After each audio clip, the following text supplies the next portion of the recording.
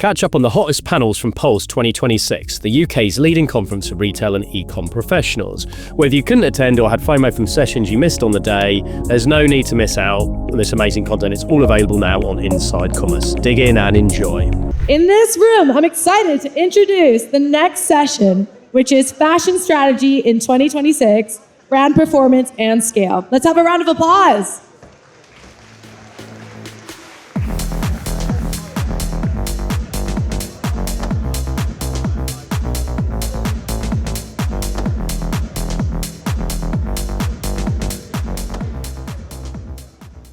Hi everyone, thanks very much for being here today. Love being the first panel up, no pressure at all. Today we're having a fashion panel here. Is that very loud? Okay, I think that's fine, it's echoing a little bit. I'm Shmuley, thanks for being here today. I'm really excited to get stuck into this conversation today. So I'm going to start by allowing you guys to introduce yourselves to the audience. So yeah, Jake, I'll start with you. I'm Jake Messer, CEO and founder of Bound. Hi, I'm Ian. I am the Global Marketing Director at Percival. Hi, I'm Linda Kernal, and I'm the Digital Director for Doc Martens. Thank you, guys. Lovely having you on stage with us today. So I want to start with channel strategy and diversification. So what's actually working for you guys right now, and what do you think that nobody's really talking about? You're all very different brands, very different stages, very different revenue. So it'd be good just to kind of get your take on it. I don't know who wants to start. Yeah, I'll go.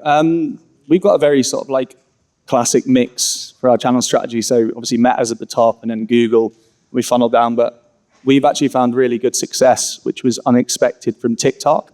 We're a contemporary menswear fashion brand, and I just thought the price point and the style of what we were doing and the content wasn't really suited to TikTok. It was more sort of Gen Z marketing, but actually we found that it's really, really worked. We've probably seen some of the best results there, which we kind of just stumbled upon really. So, do you guys have TikTok strategy within each of the brands? Yeah, we have a really good TikTok strategy. I think it would be mainly leaning on influencers though. We tend to just like invest quite a lot in Spark ads, content creator partnerships on the platform, rather than like TikTok Shop. I think two channels that are quite, I guess, like new for us in the last year would probably be podcast and sponsorship, which has been quite big for us, seeing a lot of success with that lately. And then we're investing quite heavily in just an influencer marketing across the board to really power the other channels, particularly in the US and rest of the world's markets that we're looking at. And Dr. Martens, obviously a huge brand. How do you guys do your channel mix? Where's the bigger investment versus the others? Yeah, no, for us, obviously, social media is a big part because that's where the fashion trends are starting, so you need to be on it. But to be honest, from my perspective, this might sound less exciting, but actually, honestly, one of the biggest opportunities right now is operational excellence across channels. Because I would say what I'm seeing is that consumers don't think in channel anymore. They really want connection with the brand and they want experience. And I think like the brands that are really winning right now are the ones delivering like the best experience to the customers, who are really consistent across all touch points and also like deliver great service. So it's not just about channels anymore. Yeah, great. We're definitely seeing a lot of that as well. Just on growth here, so I know Percival, you guys are growing, massively investing in the US. I believe Bound, you guys are too. I guess what's working for you guys? What have you tried that hasn't worked? And yeah, what's your kind of strategy there, I guess? Yeah, it's been difficult for us because we entered the market with 30-40% of our revenue from the States. One of the first things we did was pretty much put a photo of Donald Trump on our dartboard. So he came along and kind of ruined everything for that. But we've basically just taken the approach where we absorbed 50% of the tariffs and added 50% on for the US customers, which has kind of stabilized it a little bit. We've lost about 10-15%. So stabilization for the US is really what we want. We don't want to lose any more customers there. I think we need to figure out a few things sort of operationally. So do we get fulfillment center there? Do we work B2B to C there? We just want to kind of monitor and maintain it. It was ultimately one of our most profitable lanes because of the VAT cushion that we had there. So that kind of had the rug pulled. So we've kind of just pivoted a little bit more to Australia now. But you are still investing in the US with the whole warehouse setup. You're still looking at that in 2026, 27? Yeah, I still think this, it's the biggest place for sales in the world. So everyone wants to break America in every industry, and it's the same for fashion. So we still want to do it. I just think we've got to figure out the way to do it profitably and sensibly. But we're still targeting it like we were before. It's just a lot more difficult. But me and Ian were talking before about how we both do so well in the States. It's kind of unexpected. And I just think that being sort of like a British contemporary brand, it seems that the US male customer really enjoys that. So I think we've just got to keep utilizing that and keep nurturing it, really. Ian, you can tell us some horror stories, maybe?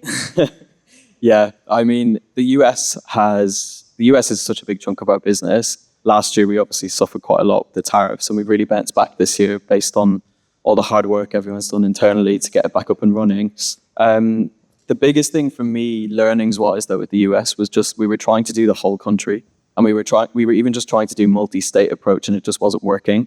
And now we've just gone back to a single state approach, and that is New York, and that's just where we're seeing the customer that's most similar to the UK customer. We're seeing just a much stronger, I guess, like affinity with the brand from a New York customer. So it's easier for us to execute. We have focus. From our paid performance strategy, we have focus, and it's just easier for us to tap into that market from a wholesale perspective, from even working with content creators out there. It's the closest state to us in the UK, so we can go back and forth. So I think just that focus on a one state approach has been really, really powerful. I've had a couple of chats with Declan over in paid, and he's very much about stop scattergunning your strategy and try and like hone in on specifics. So yeah, that's actually interesting. Linda, at Dr. Martens, you're more responsible for Europe. What's the equivalent in the European markets? What do you find? So Europe is not just one market. Obviously, each market is different. You're going to have some markets more retail-led, some where you have some like very strong wholesale or like local partners who take on the most of the market, and some markets are going to be more digitally mature. So it's really finding the right balance across the channels and really focus on where it does matter locally. One other thing is also being like locally relevant, because obviously each market is different. A customer in London is not the same as in Milan, and you see the fashion trends are also different from one market to another. So it's finding the right balance between staying true to your brand, but also speaking to people locally in terms of trends, like one fun one, for example, like imagery with or without white socks is a big thing, depending on which country you are, and that makes such a huge difference. And do you then have a completely different creative strategy, for example, across different markets? Obviously, we keep some aligned visual guidelines globally, but we found that if you do have some really specific approach to each market, it does work better. Interesting. Moving on to, I guess, there's a lot of wholesale on Dr. Martens versus retail. What's that mix look like for you guys at Dr. Martens? So that's part of a new strategy we've been embracing recently. So obviously, DTC was a big thing in the past. I'm not just talking about Dr. Martens, right? But every company, like few past years, was very much like DTC first, etc. But actually, when you think about it, if you get the right partners on board, wholesale is actually an ally because it's helping you tap into all the discovery piece, talk to new audiences, to get them to know your brand. So it's just finding the right balance between the channels, but it's not the and me. We just need to make sure that each channels do work together. And what about you guys, Ian, Jake? Do you find there's a split that you refuse to kind of go above, or how does it work? I think wholesale is quite new for us in the US still. Our main sort of wholesale partner out there is Nordstrom. And I think it's just about, for us, we see a really good spillover from wholesale to our D2C. And that is the whole strategy of wholesale in the US, is brand awareness. So it's complementing D2C well. Our D2C performance is strong in the US. And really what our focus now is just working with that specific wholesale partner to increase the number of doors we're in, increase the amount of product collections that we do with them, and just work more collaboratively, because we know that in the long run, that's going to benefit the total business in the best way.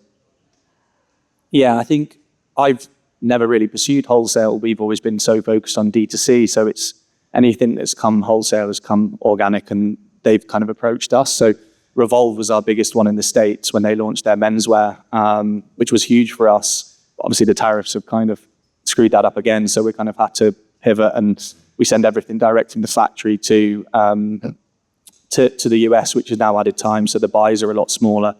We just launched in Selfridges in December, which came organically, and an End just in January, which has been unbelievable for us. We've been sort of one of their fastest growing and selling brands in the store. So they've just sort of came at good times where we were kind of ready for it. So it's not something I've pursued.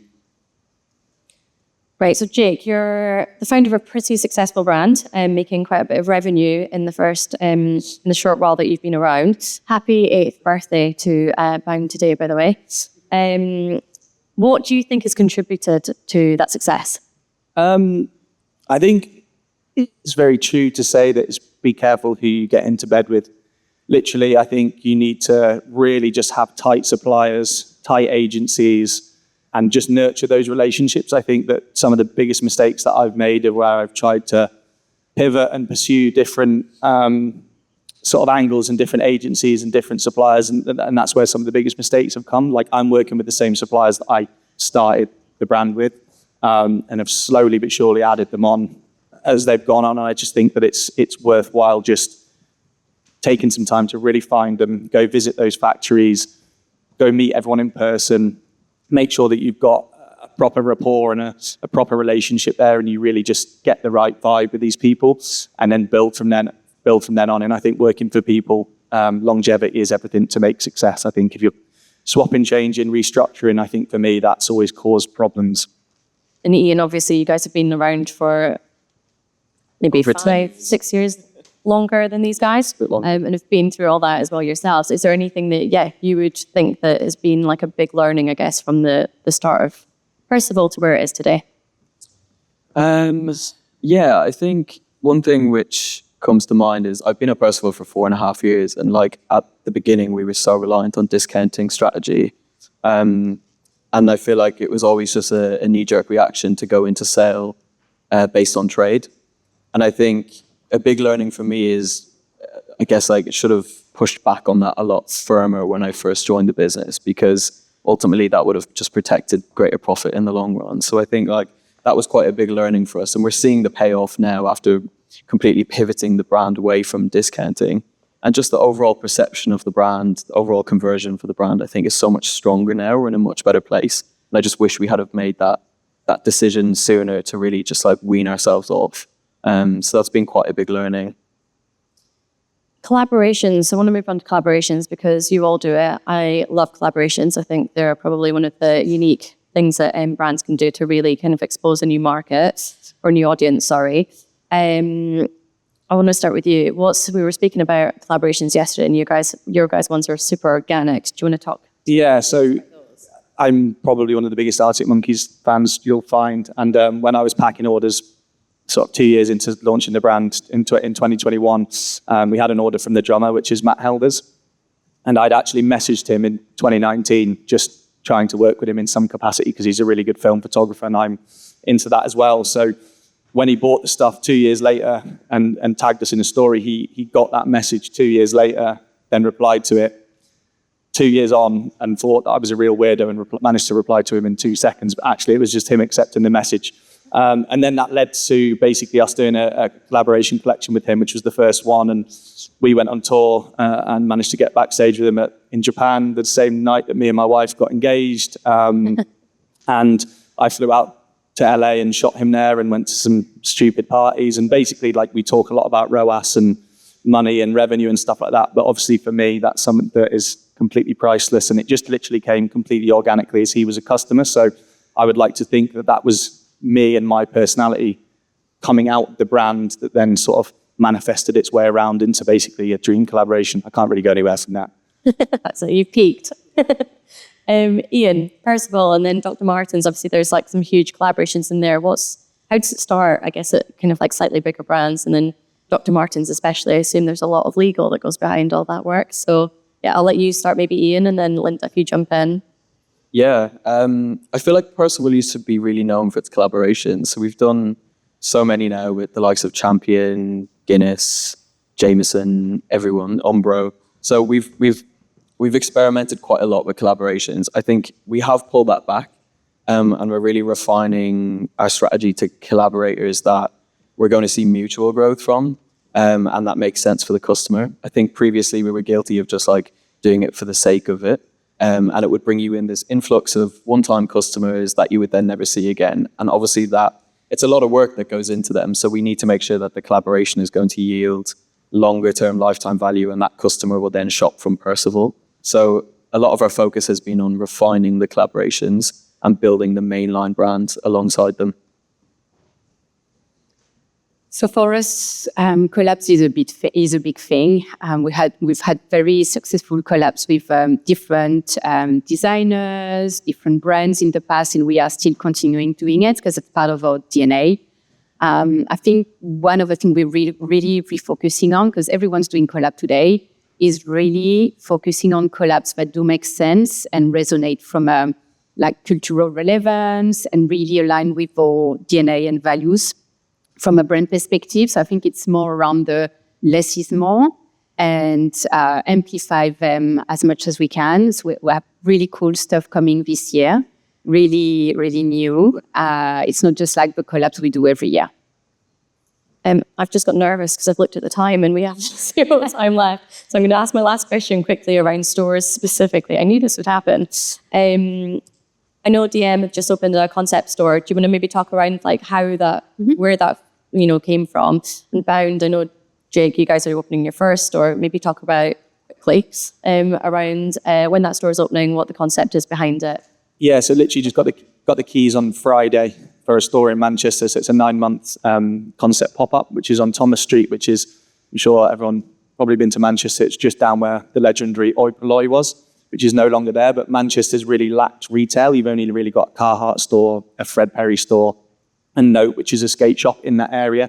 And then obviously go down and you've got End and Selfridges. So there's a real lack of menswear retail in Manchester, but not just that, independent. So trying to break the status quo from just food, coffee shops and bars opening up everywhere. And yeah, just trying to make a lot of noise around it. Going to do loads of stuff with live events and podcasts and just make it a proper experience for Manchester. And I assume that's going to be your flagship. Yeah, it's 9 months with a view to be permanent. So we're just going to test the waters and see how it goes. Really happy. I've really always just wanted to do it in Manchester. We get offered London all the time, but I wanted to stay up north. And Dr. Martin, let's talk through with the concept store there.